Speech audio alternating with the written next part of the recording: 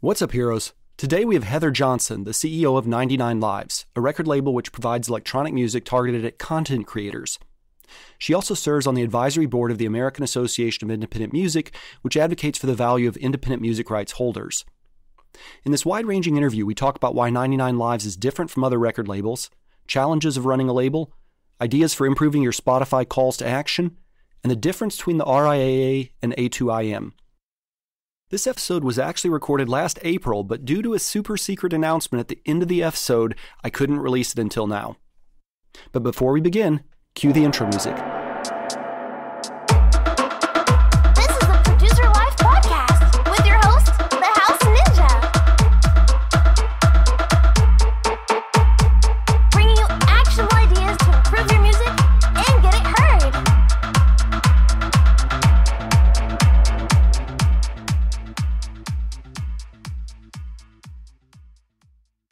All right, Heather, welcome to the Producer Life Podcast. Thanks for having me. I'm really excited to chat with you.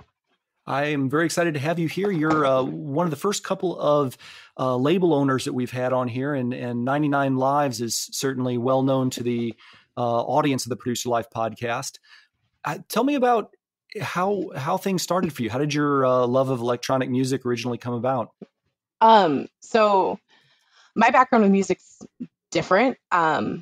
I grew up playing the violin, and I started when I was 8. I started when I was 8. I also played the viola, and for a long time, I was convinced that's what I was going to do with my life. And we poured tons of money into it. I went and did lessons. I was part of the Phoenix Symphony Guild, traveled, and then when I got into college, I got through like my first 2 semesters of my performance degree, and I just realized how much going to school for it just drained it. And so I ended up leaving it for engineering. And because I like math. That's a dramatic change. It's a really weird change, but I really liked math. And it was math and music. And so I was like, well, what do you do with math that isn't like theoretical mathematics or physics? And they're like, you can do engineering. I was like, that sounds like fun. So I was studying electrical engineering. And I had like a semester and a half left. And I reconnected with Nate Beck, who actually is one of the founders of the label, actually who I went to high school with. And he was telling me that he had started up this label. And he sent me like 3 of the Approaching Nirvana tracks and a couple other tracks. And I was like, this is not what I listen to, man. Like I listened to Rise Against and Rage Against the Machine. And he's like, no, it's really great. So I downloaded it, I listened to them, and I was like, oh, this is kind of cool. And it only took it probably took 2-3 plays, and then To See You, which is on Press Start, became like an earworm. And it's an Approaching Nirvana song. And it got stuck in my head. And I think I listened to that thing on repeat for like good 2 weeks. And at the time I was doing a career experience at Apple, who I was working for at the time. I was doing software development in their ICT department. And that became kind of one of my soundtracks. And at that point I started exploring more into EDM and mostly progressive house and future based. And I kind of found like it was like the perfect music to listen to while I was doing software development. Anyway, kind of long story short, with Nate and I reconnected, and we ultimately began dating. And I kind of watched the label evolve over a course of 1 to 2 years. And then I started becoming involved. I loved music, but I really didn't want to do anything in the performance or creation side of it, because it kind of drained that for me. And I started just taking care of like the metadata, handling like the logistics of releases, and did that for some time. The label was bootstrapped, and while it was in the black, labels don't make a lot of money in their first couple. I take that back, in their first decade. It's rare that a label will be in the black, and they couldn't pay me, so I ended up moving on to work for Mixer. I don't know if you know much about Mixer. Was that the Microsoft streaming platform? Yeah. So okay. they originally were called Beam, and it was just a startup by these 2 kids, James Bowman, Matt Salsamende. Very brilliant guys. They created this low latency, RTMP video protocols are low latency in general, but they created a modification of it that made it a little bit more scalable, and they got picked up by Microsoft. So I went and worked there for a little bit, and had some fun with it. It was tough to watch it end the way it did, because the people there were so kind and passionate about what they did. But ultimately, I saw the writing on the wall, and I decided to leave. And Nate was just like, well, we really need someone to kind of run the label. And I was like, oh, music? I don't mind. So in October 2019, I took over as CEO, and I got a crash course in everything that it's required to run a label, and run one with pretty much one person, half an A&R person, and an animator. So that's kind of how I landed at 99Lives, and I love it so much, and it has definitely been an experience. So with the crash course piece of it, yeah.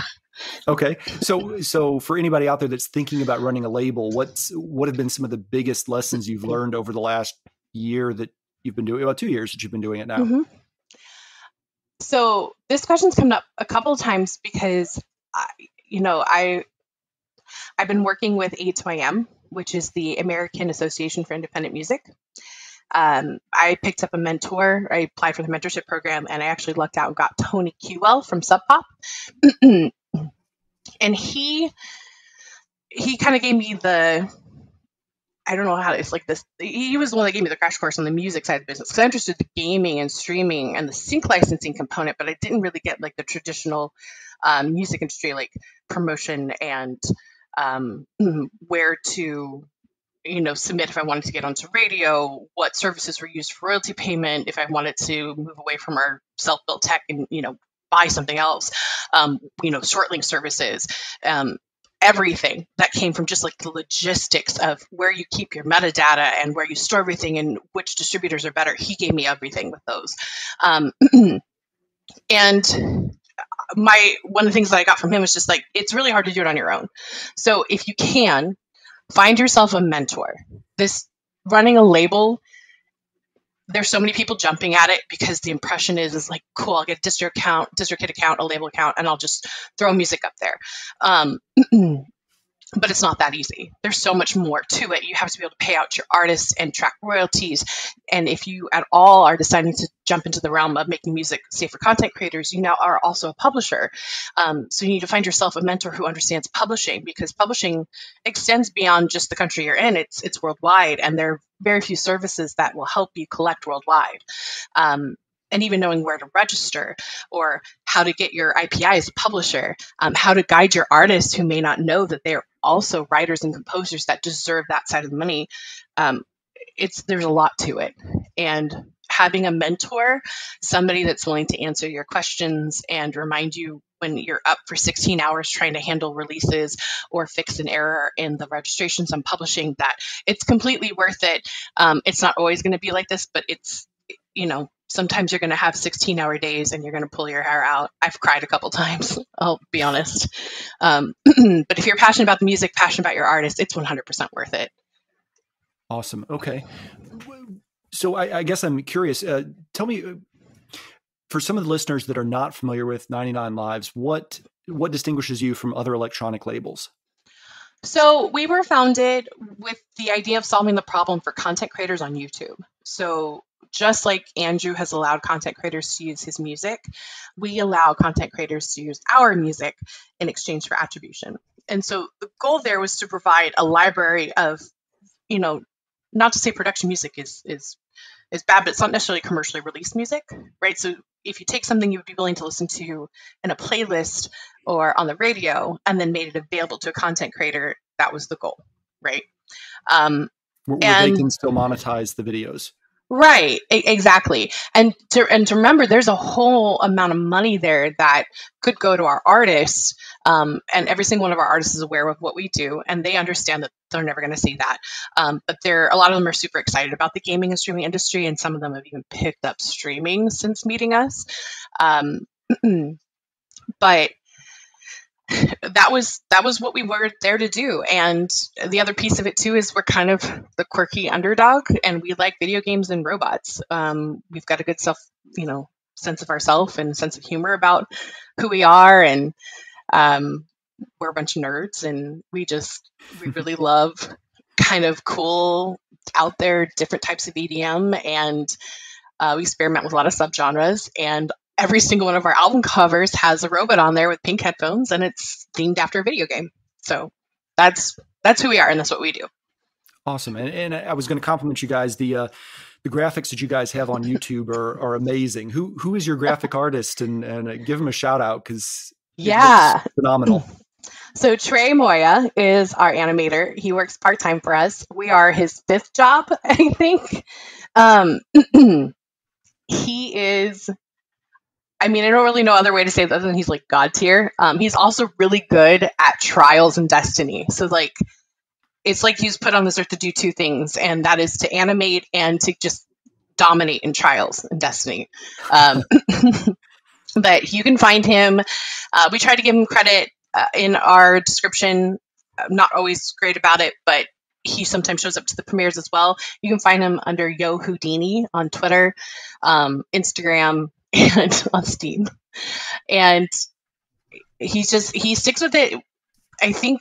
And he's told me this multiple times, because I've given him an out. It's like, we can find another animator. I know we're your fourth job, and he's crazy busy, but he does it because he loves the robots and the creativity that comes with it. His day job, he does animations for sports teams, and while that can be fun at times, it's the same thing over and over again. And with our stuff, we just kind of let him go ham. He gets free reign to do whatever he thinks would be cool, and he's incredible.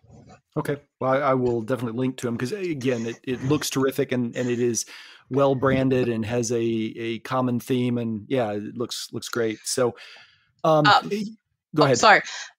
To be clear though, he's our animator. Our artwork is actually done by Matt Hubble, and you can find him as Matt Hubble Art on all social and YouTube. And we've been doing artwork reveal videos where he goes through the process, and he has a time lapse of the creation of the art. So he's done our actual art since album 85. And then prior to that, it was Evan Eckerd. So if you're looking for the art, that's those two. And then Trey is our animator. Awesome. All right. So you mentioned a few minutes ago, it's unusual for a label to make any money before the first 10 years. And you were explaining how 99Lives, you guys are solving this problem for content creators on YouTube by providing music that they can use for free, and still monetize the videos themselves. So I guess part of what I'm wondering is how do you pay you and your staff's salary? How do you pay? What's the profit model here? Because the artists aren't receiving anything, but how do you guys keep the lights on? So we do a royalty split with all of our artists, and so most of our money comes from digital royalties through Spotify, through Pretzel Rocks, Apple Music, anywhere that you listen to music. That's typically where.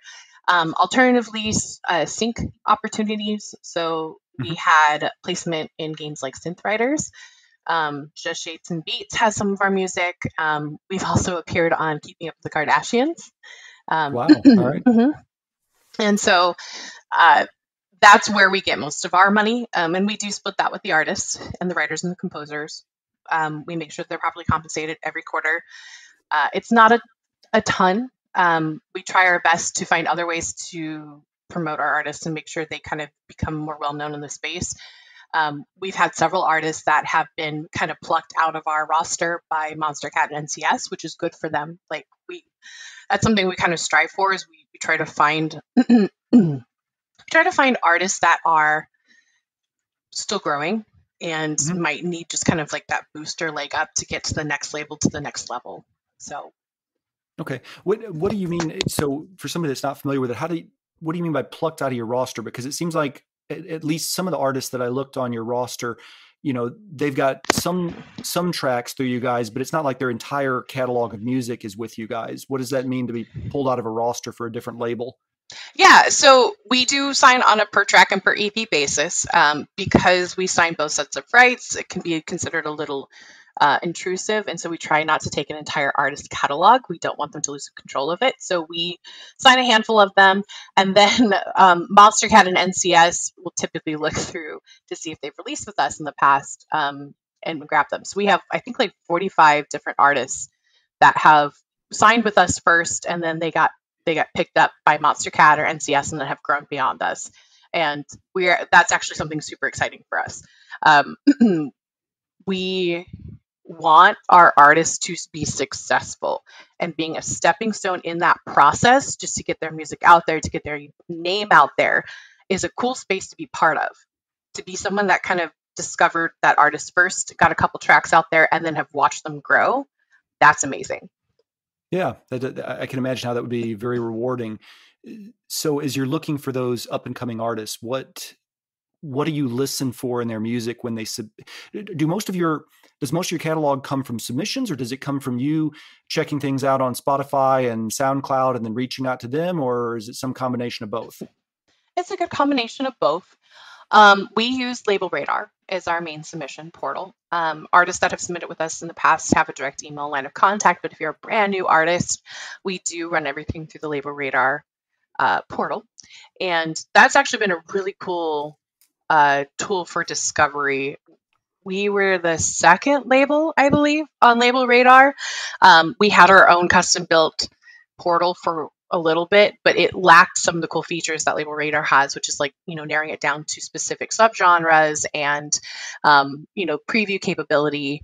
We actually required a file upload versus you can't really download the file in Label Radar, which allows the artist to protect the file when they submit, which is great. So that's actually where we get most of our new music.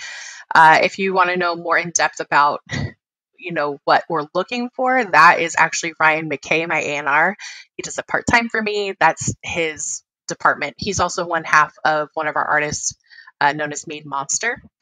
And Ryan, basically his rule of thumb is as long as it's good. Like, he looks for high quality production. He looks for a unique sound. Another piece too is that anything with sample packs, not necessarily like an individual sound, but like a loop, we can't accept because it actually creates all kinds of fun issues for content creators in the content ID systems. So anything with like a sample loop or a vocal pack, we can't accept. So as long as it's high quality, it's got a good unique sound and not include any sort of sample pack, it'll typically be picked up by us. Okay, great. This is the first time I've heard of Label Radar. Can you talk a little bit more about that technology and what that does for you? Yeah, 100%. So Label Radar, basically, they came in an era when there was more labels like us where we were signing on a per single basis, right? Or a per EP basis. Like, we weren't necessarily looking to, at the time, sign a particular artist and make them commit a certain amount of their catalog to us. And then in return, we would, get their profiles verified, which we try to do with our artists when we can anyway, right? And so, how do you handle like individual submission and that conversation where you protect the artist and their assets, but, also allow them to communicate with the label where they're not giving away too much personal information at first. And so Label Radar created that. And it's kind of a cool little community. They've also now built out the remix competition portals, which they do for free as long as you have an account with them, which is absolutely amazing. It's probably the most streamlined remix competition platform I've ever seen. And the team there is exceptionally responsive to feedback, right? Even if it's not something or a feature they're looking to build out, they'll explain why, right? But for the most part, every conversation I've ever had with Derek, the CEO, or their biz dev team, that feature's usually been implemented. They're wonderful. But yeah, Label Radar is a submission portal, and it's one that allows you to protect your assets, protect your information, and have a conversation with an artist or a label. Just start that initial conversation. And the other piece too is it's not just an email address where you don't know if someone is listening or paying attention or if they've even acknowledged that you've emailed them. Like, it gives you, it's the person that's on there, the label person that's on there, the A&R team, they're looking for music 100%, right? So that's their goal. That's what they're doing. It's not just some email address where they kind of occasionally like jump through. It is the purpose of finding music. So you'll typically get a response of some sort. Okay. As you're describing this, I think actually I have an account with Label Radar. I think they were the ones that were running the Tiesto Beatport remix contest recently. Yep, that's them. Okay. Yep. All right. So free to sign up for from a musician perspective. So not really a downside for producers and DJs to create an account because you can find lots of remix opportunities and submit to a multitude of labels. Mm-hmm. Okay. Awesome. So let's back up for a minute and go back to kind of 99 Lives, because the label radar is sort of the technology that you use to help find new artists. You talked about 99 Lives' role in developing artists. What do you guys do to help grow new artists? So that's kind of shifted over the years. When we originally were founded, we had a YouTuber who still is a part owner. He was heavily promoting each and every release, right? And we found that wasn't really scalable, um, especially as we shifted from downloads in the music industry to streaming platforms, because we were there for that. And you were basically trying to, the call to action at the time was go download this from iTunes. And for every download, we got a good amount of money. And it got split between the artists and us. That shifted with streaming, where, I mean, it could take thousands of plays to equal one download. And so the call to action then became like, go to Spotify or go to Apple Music. And so we had to kind of find other ways to add value to the artist experience. So what we've recently started doing is a lot of like the social promotion, and with the drive of taking our audience and getting them to follow the artist.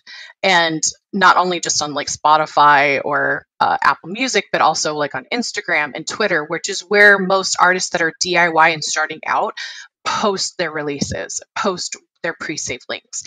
So the goal has been trying to take and transfer our audience and make them the audience of the artist, which is interesting because your more traditional label, right? You start out where the artist has an audience. The label doesn't typically have an audience or a following. There's only been really a handful of labels that have really grown their brand. Monster Cat being one of the best at it. Sub Pop has done it. NCS has done it, where you get fans of the label that look for music from the label versus look for music from a particular artist. We've done that to a certain extent, and we're trying to find ways to take that and positively transfer it over to the artist. So a lot of it's been social promotion, marketing. We have a campaign coming up where we're going to do a TikTok campaign and filter and try to actually drive a trend there. TikTok is a really incredibly difficult platform to push anything, not because the team there is incredible, but it's all about human psychology, and you don't really know how an audience is going to react. You have a vision of what you suspect it's going to do, but how that's actually going to play out is almost never how you picture it. So we're interested to see how that one goes. But it's really about developing the artist's audience in a way that sets them up for success for future releases that may not be with us. So, okay. One of the promotion tools that you mentioned just briefly that a lot of artists use are pre-saves. And I recently took a entrepreneur course on Spotify, and they talked about pre-saves and the Spotify algorithm. And they were arguing that basically pre-saves were overrated from a perspective of the Spotify algorithm, because the people that are going to pre-save your track without hearing it are already your fans, which means they're probably already going to get it on their new release Friday. And so Spotify doesn't seem to really value pre-saves as much. And I was just curious if you have thoughts about the Spotify algorithm, or promoting music on Spotify and the best ways to do that. So Spotify is its own special beast, and it's something that I think probably not only us, but most of the labels, like Tony from Sub Pop, they probably spend at least a quarter of their week each week trying to dissect the algorithm, the changes to the algorithm, and how it functions and works. Spotify is very tight-lipped about the algorithm, and it makes sense, right? They want to protect the integrity of the recommendation engine. If you find out a way to manipulate it, you can't protect that anymore for your consumer base. And if you start recommending things to your consumer base that don't make sense, they stop using your platform, right? So it makes sense why they're super tight-lipped about it. It's frustrating because it makes it difficult to set up our releases for success. But it's interesting because Spotify, you have to remember Spotify thinks like a DSP, right? They're a digital service provider, and their main customer isn't necessarily the artist or the label. That's the product that they're, presenting. Their main customer are their customers, right? So they look at it from that perspective. And they're right? If someone has never heard a song, are they likely to pre-save it? Probably not. But we don't promote the pre-save in a vacuum, right? When we promote the pre-save, we promote it alongside a clip of the song, with some animation from the upcoming video, with the artwork. We also have done things where we've done AMAs and we've clipped in the music behind it and given little teases. We also, when we do the artwork reveal videos, we include the upcoming first release of that new compilation album in the music, right? So it's not promoted in a vacuum, right? It's promoted alongside an asset that gives you a clip or a preview of the song to kind of build up excitement and hype around it. So, if you were to just drop the pre-save link and not provide any sort of music or asset alongside, chances of you capturing a brand new audience are in fact very much slim. But yeah, I get what they're saying. I don't necessarily agree because most labels, most artists, almost always include an asset that allows them to preview and hear a clip of the music along with the pre-save link. Pre-save links, with regards to the algorithm, that one, it's a little more nuanced. So of course, that if you get a release out on Friday, it'll show up on the release radar. So typically we do Friday releases or Thursday releases for that to try to capture it right around the release date. That can drive more traction to your page and to listen to potentially other music. Obviously for them to save it to a playlist is a call to action. With a lot of pre-save or with short link services like Feature M creates an action page where you can actually say like, not only are you saving it, but you're going to put it in a playlist, right? And we do stuff where we promote it and say like, hey, this belongs in your hype playlist or this belongs in your gaming playlist. We kind of give a suggestion to the audience base about where not only like should you save it and add it to your library, but put it in this playlist. This is where it belongs. So we put it in our playlist here. But the algorithm, what we suspect from the research that we've done, that Sub Pop's done, that a lot of labels have done at 8AM, we suspect that a lot of it comes down to the artists that are recommended on not only editorial places, but playlists by just your average person, right? So if Approaching Nirvana gets put on a playlist with Alesso, and that happens quite frequently, then you'll start to see on the Spotify radio, which is where most of our money comes from, is Spotify radio recommendations. You'll get grouped into those plays, right? So if you go to Alesso Radio and Approaching Nirvana's in enough of those playlists along with Alesso, you may also start to see Approaching Nirvana songs pop up in those those ones that are built by the algorithm. Yeah, their algorithm recognizes that these are associated or similar Correct. artists with similar sort of popularity scores on the platform. Right, which is why editorial playlisting, because the editorial playlists we suspect are not part of that algorithm because they're curated by hand by the editorial staff. While it might get you plays for the 1 to 2 weeks that it's on it, it's not necessarily going to dip the needle too much in the way of the algorithm other than increasing the popularity of the track, which can also affect the algorithm. But it's not like when you start getting it into playlists of general consumers, because the general consumer data is what really drives the algorithm. Okay. When you're talking to newer artists, what advice do you give them in terms of marketing and branding, or to what degree do you get into that from a artist development perspective? So we try to provide some guidance on some of our newer artists. We do meet established artists that have established voices and brands that may or may not only just need some small tweaking with regards to like how they have their social profiles set up.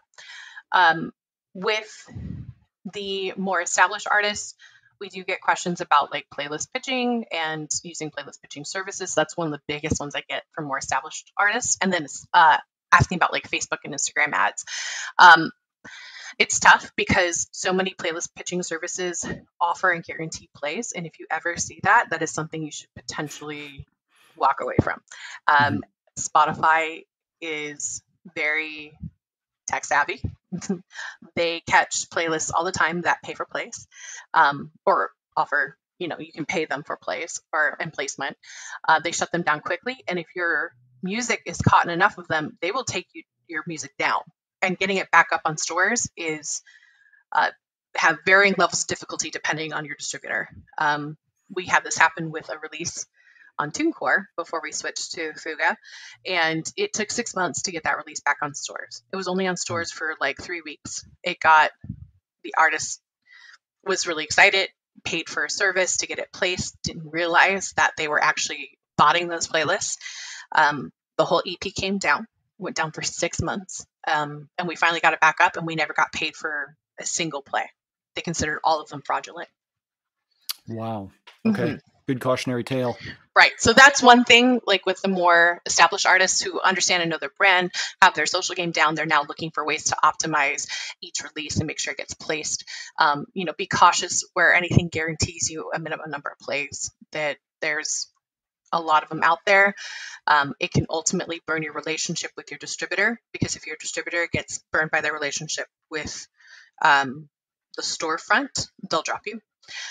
And the other one is Instagram and Facebook ads only go so far. You can get pretty you can get pretty savvy with regards to targeting your audience, but it's still not a guarantee that they're going to interact with the posts. What Facebook and Instagram do is just guarantee eyes, right? So how are you going to turn those eyes into an engagement or interaction? Typically, you want to make sure you have some sort of pretty clear call to action in the post. You want to make sure that it's visually appeasing, typically an animation or video element, something that's intriguing or fun or colorful. Needs to be included in it, something that's going to basically stop them from scrolling. But keep in mind that don't rely on Facebook and Instagram ads unless you have a really good asset to promote. It's not going to move the needle either. Yeah. New artists, the biggest one there is most of our artists that are newer. They hop between releasing with us or some other small labels and doing it themselves through distributors like DistroKid or TuneCore. For them, it's a lot of logistical. So for example, recently we started using Songtrust to manage our publishing, and they're fantastic. The cool thing about Songtrust is that they do have large publisher accounts where they handle the admin work, but they also do direct writer accounts. So you as a writer can sign up using Songtrust, and they will incorporate you into their worldwide deals. They help you get registered with a PRO in your local area, and then it's very easy to register your works across the board, not just with the PROs worldwide, but also the mechanical licensing services worldwide. So a lot of what I do for newer artists is try to educate them that they are also, in fact, writers and composers, that they should be collecting on that. I'll help them get registered with the PRO. And if, I have a deal going with Songtrust, I try to get them an account with Songtrust, and just educate them on the other sides of making sure that they collect the full breadth of what's essentially owed to them as a creator. Okay. That sounds like a very, I see how you could work 16-hour days, because you've got, yes. I think you said you had 44 artists on your roster right now? No. I have over 500 people that I am beholden to, writers, composers, 500, artists. okay. Mm-hmm. Wow. All right. Mm-hmm. So 500 different artists. We don't have that long in today's podcast, but are there a couple of artists that you'd like to highlight that have interesting story or recent releases or anything that you'd like to talk about? So the most recent release was our first one of 75 Shadow Dance. So in case I hadn't explained it before, we do compilation albums. So we release, singles. We do 12 to 15 per cycle, and then release it as a compilation album with an album mix on YouTube and SoundCloud. So the very first track of every album is a big, huge deal because we reveal the artwork, we reveal the title. Our community kind of gets excited and rallied around it. So our first one is a fairly new producer.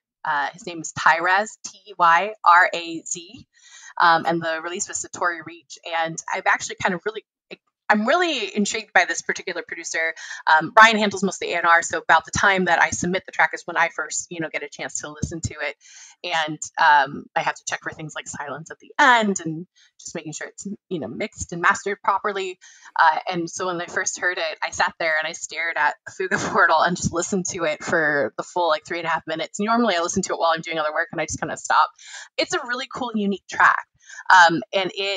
And his other releases are very similar in that vein. It's almost like you go on this journey with the producer, because it's not like your standard, you have your build and then you have your drop and then your bridge and you have a drop and then your end.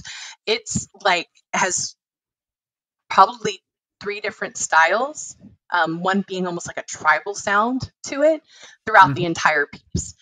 So I'm really excited. I've added him to my follow list on Spotify and added a couple of his other releases to my playlist.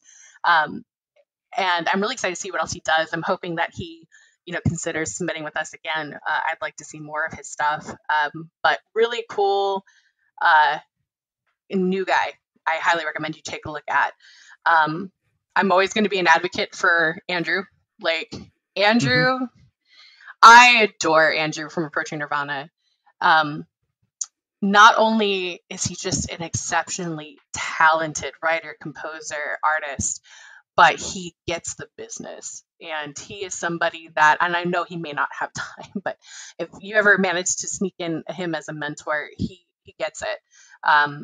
And he understands how difficult it is from top to bottom, from the legal to the registrations to tracking your royalties to doing your taxes, to even maintaining the metadata of your own music and making sure you're aware of which distributor, which label it belongs to, and then promotion. Right? He gets it all. So, and his music is just always, I don't know, moving. That's the only way I can explain it. And he just has a talent across the board for so many different styles, including cinematic. He's got a knack for cinematic. So it'd be really cool to see him eventually, write music for movies. Yeah, I noticed, and a lot of his remixes are amazing as well. In fact, I just noticed before this podcast, he just dropped a Mortal Kombat remix. Yes, go listen to that. It's really good. I got the email this morning at 6 a.m. and I woke up and I immediately downloaded it. So it's really good. Yep. He was on the podcast a while back, and I'll link that in the show notes. But I really enjoyed that conversation. So who else has an interesting story behind him? A couple of the other ones I really love. It's tough because one of them hasn't released in a while. But Northern Born is another one of probably, I'm not allowed to play favorites, but I also can't help it. Sometimes I play favorites. He has this knack for, it's almost like a glitch hop meets electro house style. Okay. It is incredibly cool for video games. It's got a really good, happy vibe, but at the same time, these heavy bass drops. So Northern Born, though, he's all over.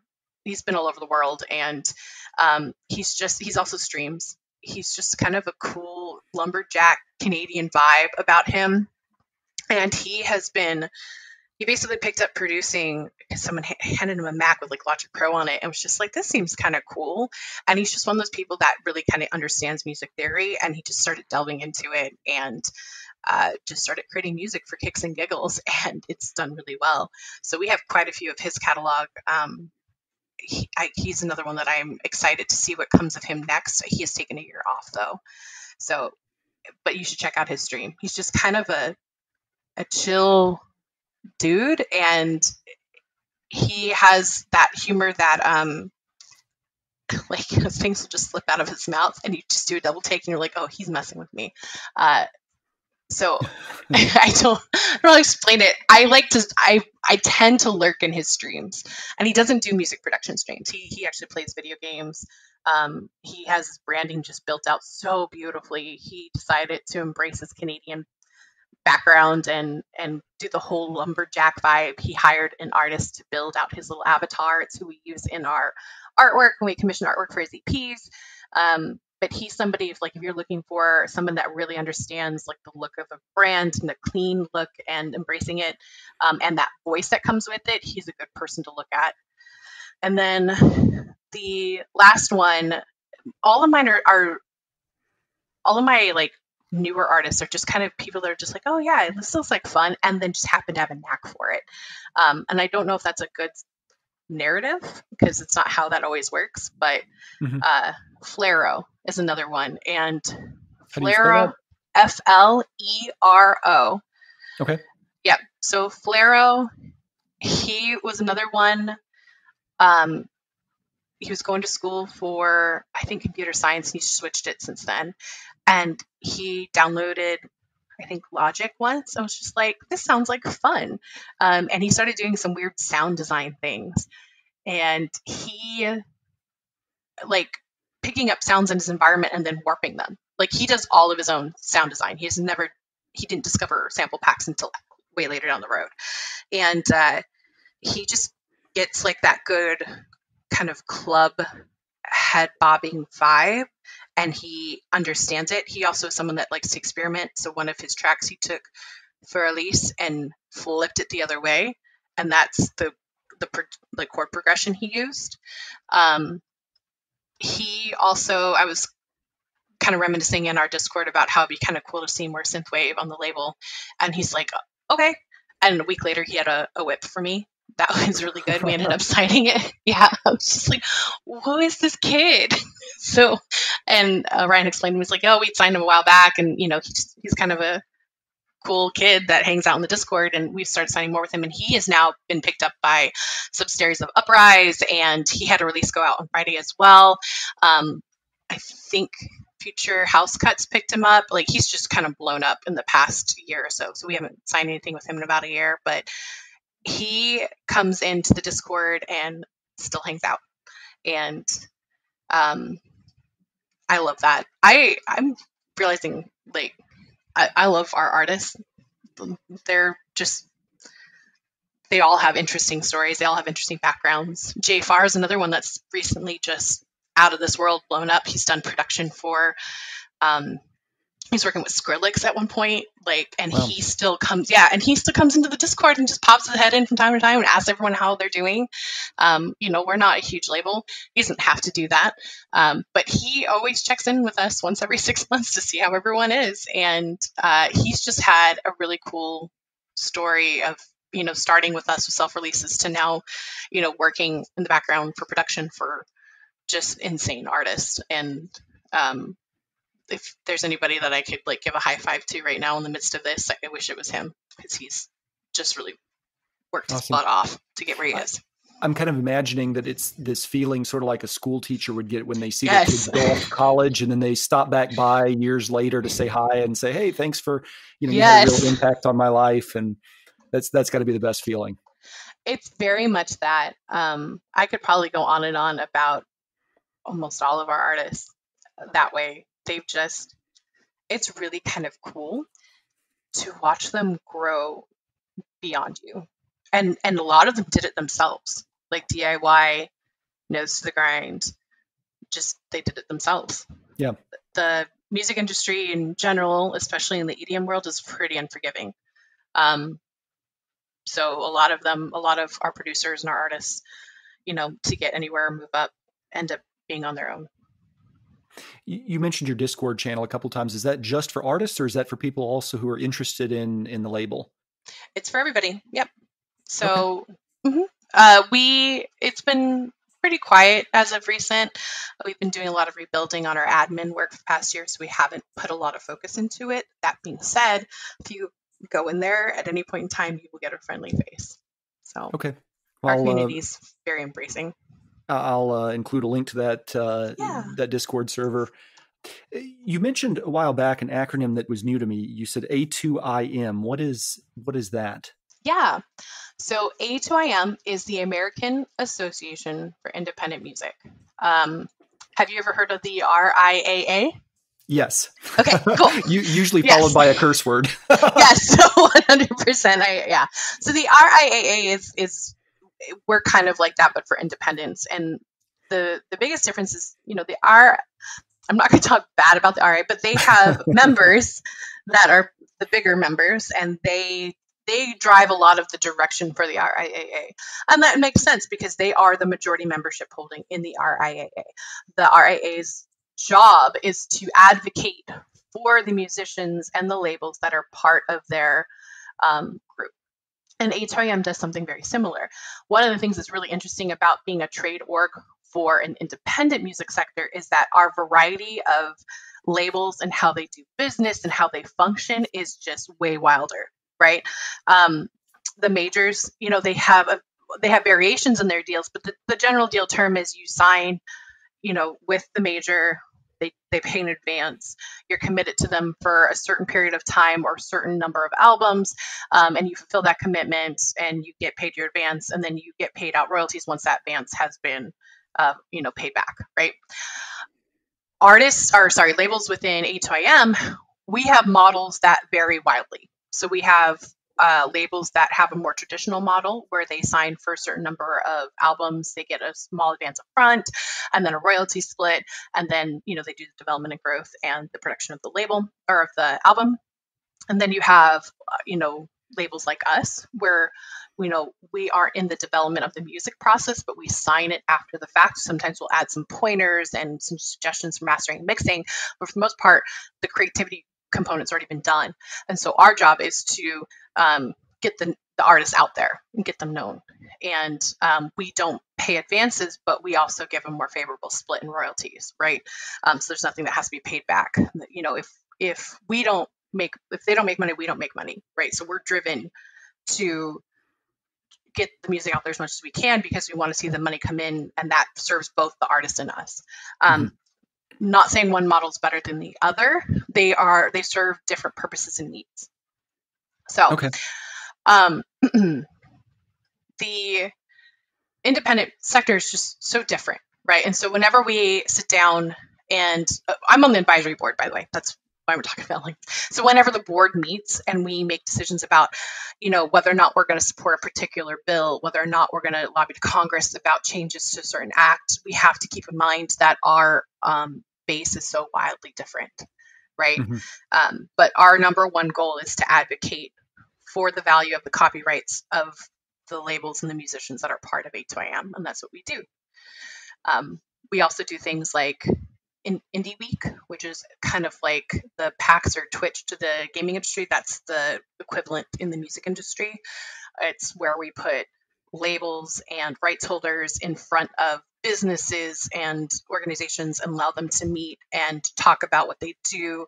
There's typically like 50 different panels talking about various subjects. I'm doing one on copyright in the Twitch and streaming industry. There's another one on NFTs that are one of our lawyers that we work with. She's doing one on NFTs, Erin Jacobson. And so Indie Week's all about education and connections. We also do a one-day sync conference where we take music supervisors from all over the world and we ship them to LA and we put rights holders in front of them, and it gives us a chance to connect and pitch our music and build relationships there, which ultimately ends up in more sync opportunities. And then we do the Libero Awards, which is the Independent Music Awards. So, wow. Okay. So that's another full-time job. Yes. Yeah. No, I don't. I sleep sometimes. No, I do sleep. I promise. It's just, I love what I do, and jumping into the A2IM advocacy side of this has been something I did not initially think about when I initially took over as CEO of the label. We joined A2IM just to be part of a trade organization that would represent for our rights. It also gave us opportunity to network and connect. It's what gave me the mentorship program connection with Tony from Sub Pop and Jimmy from Fixed. And it wasn't until about 9 months into our membership that I tend to dive headfirst into things. And so one of the employees at A2IM was like, hey, would you be interested in being part of the advisory board? And I was like, oh, I don't know if I have time. They're like, it's a meeting a month, and we just would love to hear your advice on the streaming and gaming side of things and how to deal with it, because it's a tough subject for a lot of labels and musicians right now.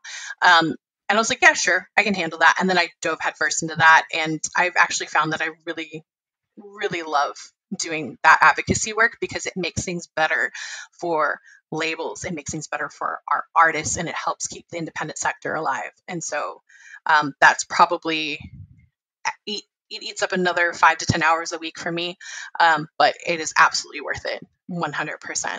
If I can make even a small change, even in the DMCA changes that are being proposed, like if I can even do one piece of that, that'll make me feel better about the current state of the music industry. So awesome. Well, I'm sure musicians across the industry, even if they don't know your name, will appreciate the impact that you're having. I hope so. I hope it's just better for them, that they never really, especially the newer artists that are coming in that aren't necessarily familiar with the industry and how it's been for so long. The goal is that they never really have to experience some of the harder things about the music industry. Hopefully they will have changed by then. Yeah. You, as we were kind of talking before the show began, you mentioned you kind of had a big announcement last week for the label. Can you talk a little bit about that? Yeah. So, and it's not so much the label, more our not technically our sister company. So when we were initially founded, we were just the label, and then two of the founders, Nate Beck and Ryan Capps, aka McLaffy Taffy on Twitch, and we call him Taffy. So if I use that term, that's who I'm referring to.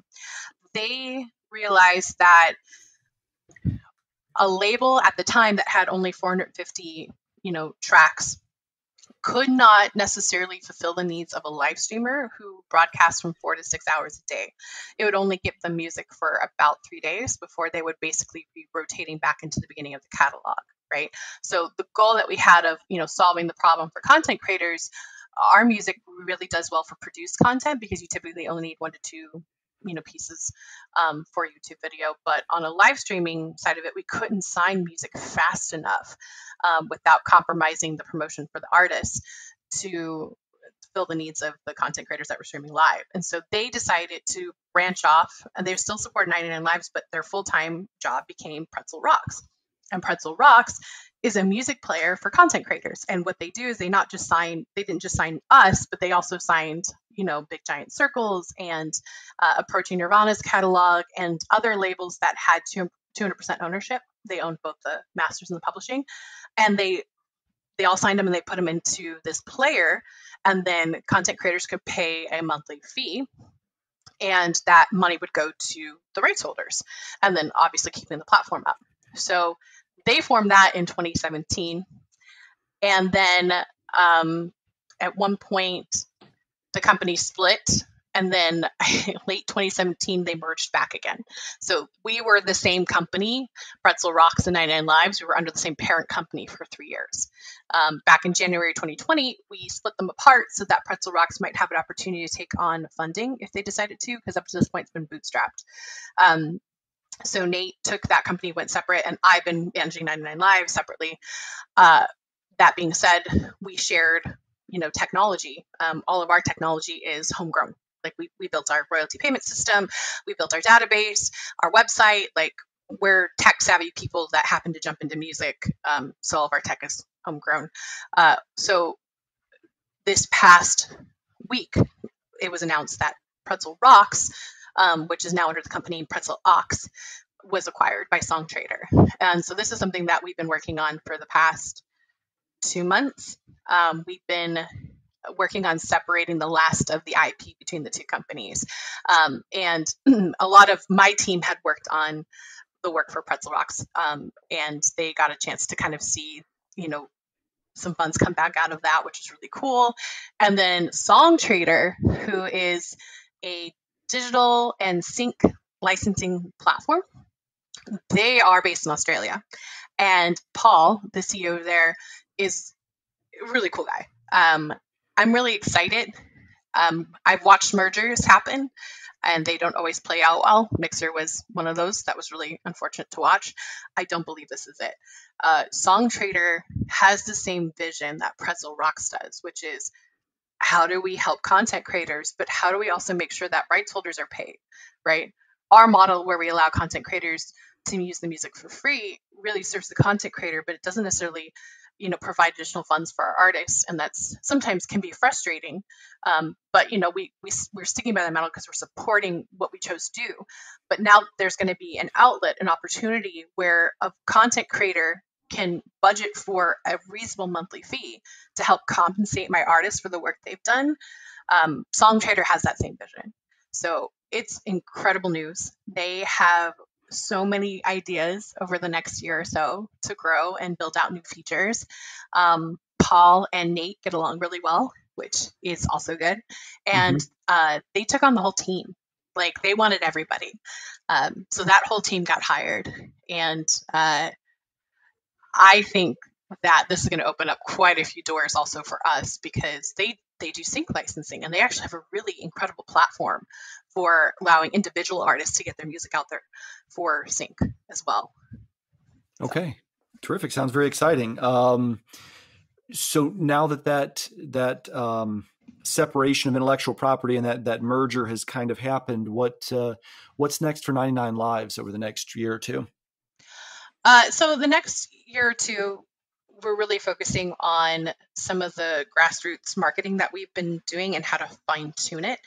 We are also starting to see a return on the work I did over the past year. So last year we became Merlin network members. I'm not sure. Do you know who the Merlin network is, perchance? What is that? No, I don't. What is? Okay. What does that mean? So the Merlin network is a network of independent labels that they basically were like, we can't negotiate individually the way the majors can with Spotify, right?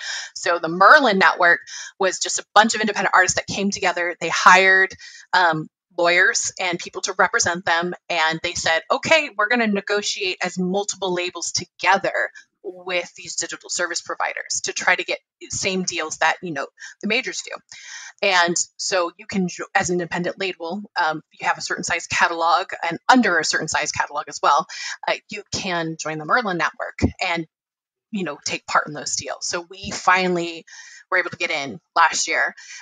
That also required us to switch distributors. So we've moved from TuneCore to Fuga, and Fuga has been incredible. They have so many just great label services. Their support team, the team that develops the product, they're very passionate. Every single one of them will talk to you. It doesn't matter what role they're in. It's not like you get pushed through a queue. They're just really great humans that are very passionate about having a good relationship between music and the stores. So we switched all that. So over the past year, we've seen a lot of growth for us from those moves that we've made, and now we're reinvesting it back into the label. So we are delving into taking some of our music that is more kind of pop EDM crossovers and actually pushing it to radio, which is not something we've ever done in the past. Yeah. We have a bunch of really cool tools now where we can pitch playlisting at a whole different level because of Merlin. And we have, started trying to revisit some of our artists that may have only released once or twice with us and find a way to release with them again and help them do things like clean up their profiles, try to get some of them verified. We're now looking into doing some TikTok campaigns over the next year because EDM is super fantastic for shuffle TikTokers. So we're playing with that. We are looking to do some collaborations with a couple of video game companies. So in the past, we've always just, nuanced artwork towards the video game and the theme. And now we're talking about actually working with the video game and seeing if we can do a collaborative effort and promote. So just really embracing our video game and robot culture and having some fun with it. And in the process, trying to bring more recognition to the artists that we sign. So that's the plan this next year. That sounds exciting and like a lot of work and at the same time. So awesome. Well, what's the best way for people to connect with the label and find your artists? Yeah. So if you're on Spotify, if you listen to Spotify, our playlists are curated by Ryan, our A&R guy that also does curation for Pretzel. So check out 99Lives profile and by all means follow those playlists, listen to them.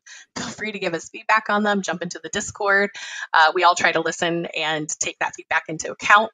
We do game nights once every couple of weeks in our Discord. They are things like Among Us. Sometimes we do trivia night. Sometimes we do Jackbox games. And then, of course, on socials, everything is 99Live without the S. So that's where you can find us.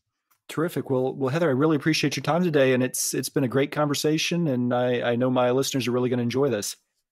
Thank you. I really appreciate you allowing me to kind of talk a little bit about what we do. And, if anyone has questions, they're always welcome to DM us on Twitter, and I will do my best to answer. I'm trying really hard to educate and share instead of keep everything behind the walled garden, as most of the music industry is. And I want that to be different. So please feel free to reach out. All right. Thank you, Heather. Thank you.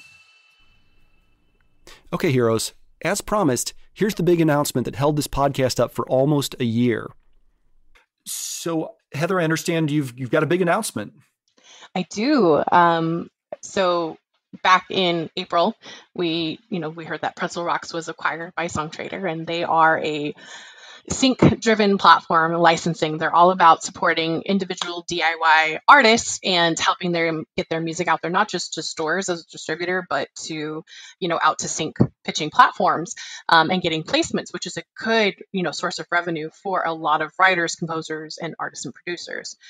So in those conversations, I got to meet Paul, and Paul came up with this idea that he was like, we have production music catalogs, but we don't have a label. We don't have a commercially released, music in-house. And he was a songwriter for years. If you get a chance to look at his background, he's done some crazy cool things. I even think he partially wrote something for the Backstreet Boys. So cool guy. But he became intrigued with this idea of having a label. And he asked how I would feel if I would be willing to run it. And I told him, it's like, not without my label. Like, that goes with me. And he's like, oh, no. I'm talking about acquiring 99Lives. And I was like, wow. Okay, go on. So we talked it over, and I got really, really excited with this idea of, what could we do if we had the resources of Songtradr, who has a full marketing department, who gets the vision that we do of trying to work with content creators and be that good middleman, but at the same time is a songwriter who understands how hard it is to kind of build and grow yourself. And I've always had this vision of eventually, being able to sign artists for a little bit more with a little bit more favorable terms, so a little bit longer, and then growing and developing them. And he gets it. So we started the conversation, and we just finished and signed the paperwork. And 99Lives is now going to be a Songtradr label. It's going to be one of a few, and he has built out this whole team that is focused on providing artists with a way to focus on their creativity and less on the admin side of everything. And same thing with labels, right? So I'm really excited. We have a couple really crazy ideas that I'm hoping work out, but he is just incredibly supportive, and he gets it. Like, he's a writer, so he understands it. So I'm excited because I never considered acquisition for 99Lives, but if we're going to do it, having it acquired by a company that's run by a songwriter is kind of the best fit. So I'm excited for what we're going to be able to do with the catalog we've already released, trying to bring more money to our artists that way, more featured placements, and try to get even that catalog out there and grow those artists and get some recognition for what they're doing there. And then even upcoming artists, giving them a chance to have access to the resources and tools that a company like Songtradr has, and help grow and develop them, and just do some fun, cool, quirky things with the content creation world. So I'm incredibly over the moon excited about it. I get started soon. Just keep an eye out. We're going to be doing some crazy cool things. That is fantastic. And that's got to be incredibly validating too, for some other company to look at you and go, wow, these guys are doing something so successful. We want to bring them into the family, so to speak, want to look for some synergies between the two. I hope so. I hope being an inspiration would be kind of a cool place to be. Everything I do is driven with the goal of how do I get more money into my artist pockets. So it's actually kind of cool to get the support of a company and a songwriter that just, I know I keep saying it, but they get it, right? It's not an easy business. And, our artists are passionate about what they do and giving them a shot to just do it for the rest of their life and still make a living at it, that's kind of really amazing. Yeah. Well, that is awesome. And congratulations again. Thanks. That's it for this week. If you're enjoying the podcast, make sure you subscribe and spend a second leaving a rating and review wherever you're listening. That really helps me reach more producers and help them out, and it helps keep the podcast going. Until next time, this is the House Ninja, reminding you to be somebody's hero today.